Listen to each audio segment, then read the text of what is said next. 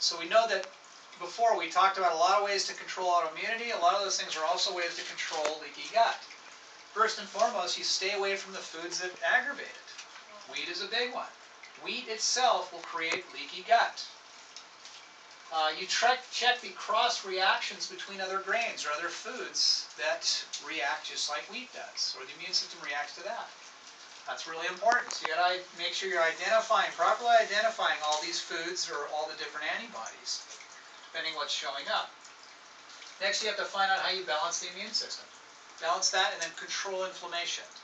Again, you remember the Th1, Th2? You got to learn what botanicals, and this can be different for everybody, how to bring that to balance, how to control inflammation. What are the inflammatory factors in each and every individual?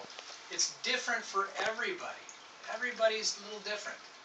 And you have to treat everybody different because they're going to respond different to therapies. Their immune systems are going to be in different shape.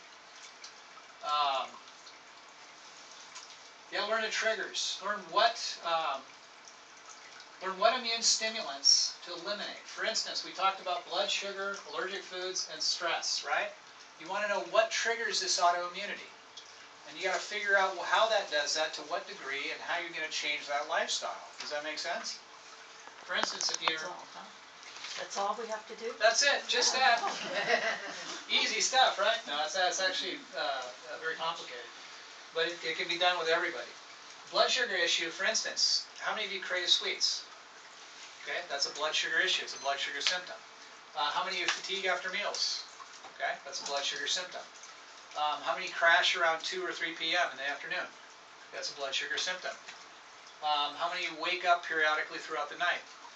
Okay, that's a blood sugar symptom. That means your blood sugar is dropping at night, and you shoot cortisol up to stabilize that, and it wakes you up. There's many others. Those are some of the things you look at to change. Allergenic foods, again, you want to get tested, and then you also want to eliminate. And then stress is a big deal. Part of what I work with neurologically in the brain is to be able to change your expression of stress, or how you perceive stress. Your perception of stress will depend upon how your brain is functioning. Does that make sense? So if your brain is functioning poorly, say you've got 2 hours of sleep, how good is your brain functioning? How good are you going to handle stress? Very poorly. That's a great example of it.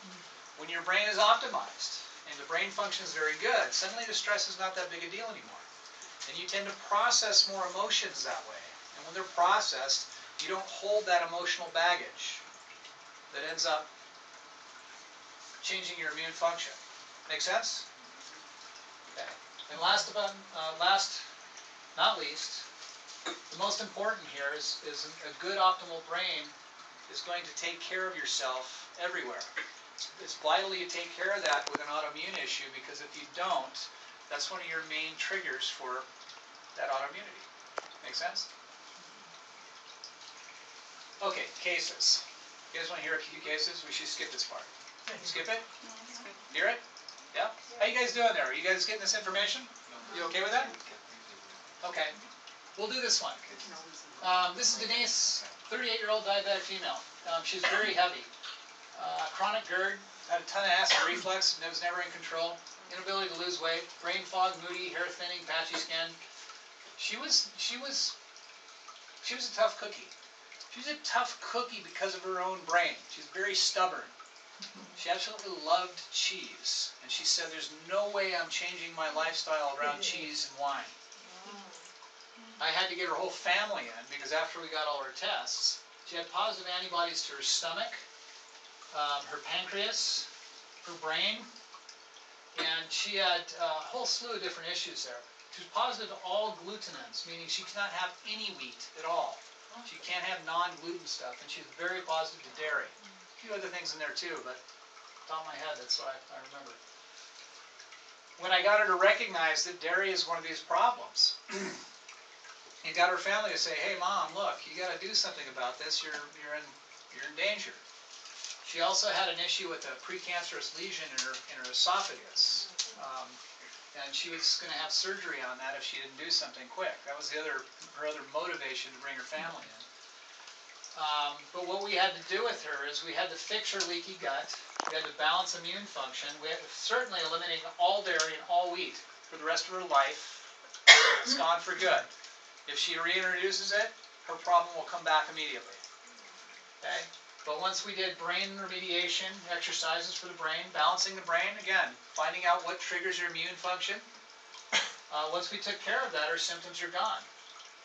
Angie's not here, and I always forget how much weight she lost, but it was like 80 to 90 pounds she lost.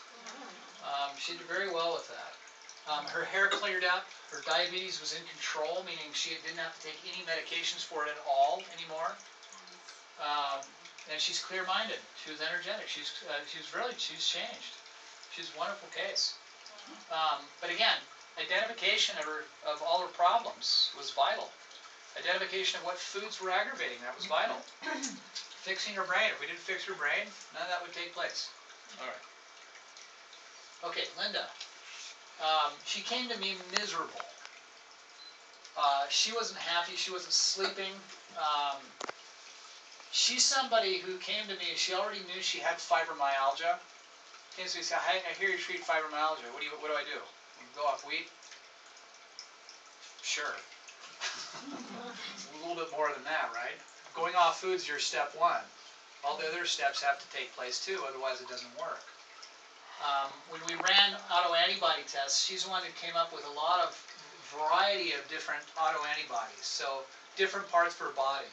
So cardiolipin, she had lipids also, cerebellar, the GAD. Again, she had a lot of problems with sleep deprivation because she couldn't get herself to sleep because of her anxiety. Again, when we fixed the problem related to GAD antibodies, that stuff slowly went away as we remediated her brain. She was positive to Epstein-Barr, cytomegalovirus, and herpes. That was an extreme imbalance of that Th1, Th2.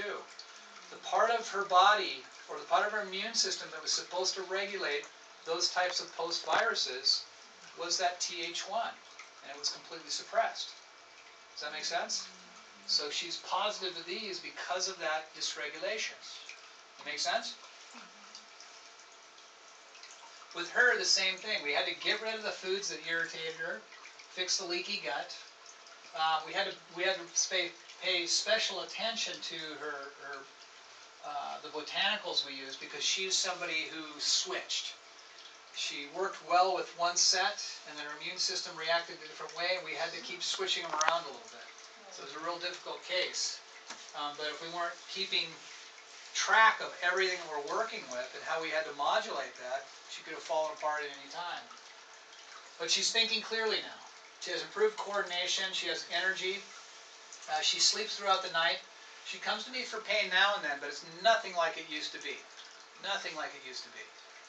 I still see her on a consistent level, but again, it's to maintain all the irregularities in her immune system and to help control the pain. But again, this is somebody who is, when somebody can't sleep and they can't take sleep medications, that's another thing too. She could not take sleep medications. They had a weird effect on her. But when somebody can't sleep, they get weird. They have really bad nerve degeneration.